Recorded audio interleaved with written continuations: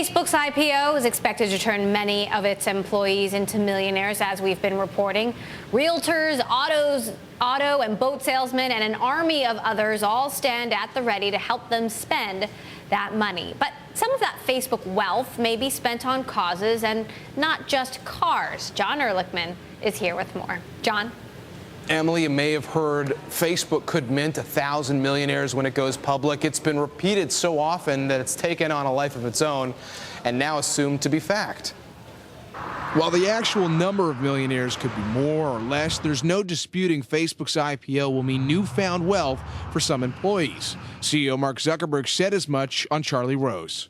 We've made this implicit promise to our investors and to our employees that by compensating them with equity and by giving them equity, that at some point we're going to make that equity worth something publicly and liquidly.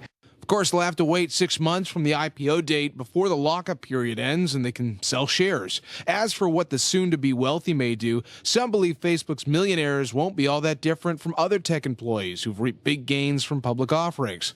Houses, cars, and boats are sure to be bought, and some will undoubtedly invest or maybe found other tech startups.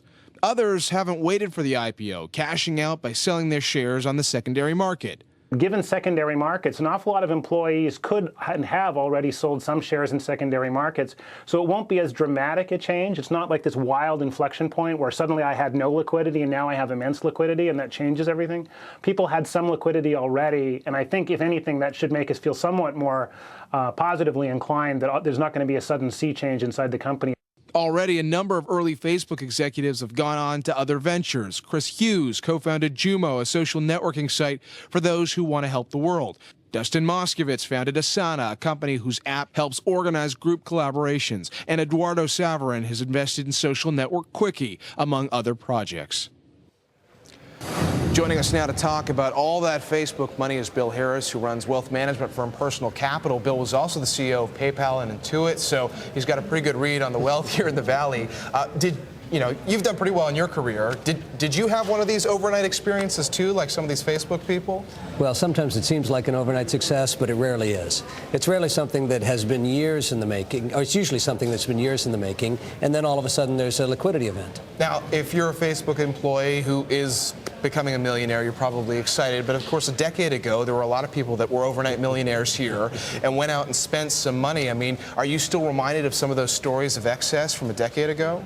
Absolutely. One of the things that happened was, of course, people spent money, but the other thing is they were so optimistic about the marketplace that they sold in a way that incurred tax liabilities, that then when the values collapsed, they ended up actually owing money that they didn't have. It's interesting when you talk about the confidence. Right now, you've got a lot of investors, employees of companies, maybe of Facebook, who invest in the companies that are around them. I heard a lot of this when Zynga was going public, that a lot of Zynga employees own Facebook stock. Good or bad thing? Right.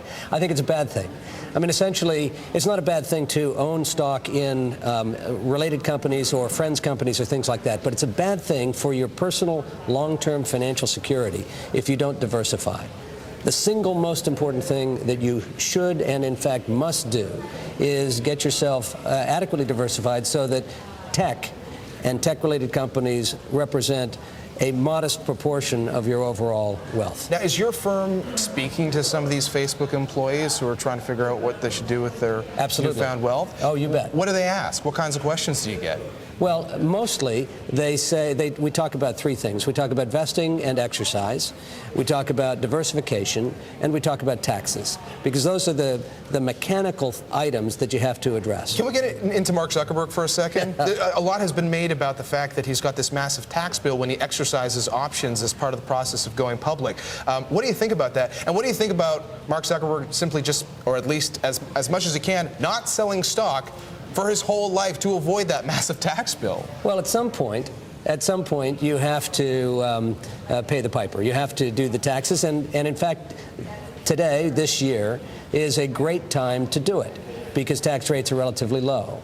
Additionally, if he views that there will be further run-up in the stock, it's also a good thing to diversify, to be able to take some of that tax impact today and be able to put it in non-tech assets. That's the financial planning side, but you've also been the boss of companies where people get wealthy, and I'm just curious about the cultural effect. We've talked a lot about this, whether or not people who make money quickly at Facebook are going to feel as passionate about connecting the world after the IPO and sticking around. Yeah, for some people it ends up being there's a certain amount of time they want to spend and then they want to go do other things. But most people who are motivated in the first place to do this are not motivated for money.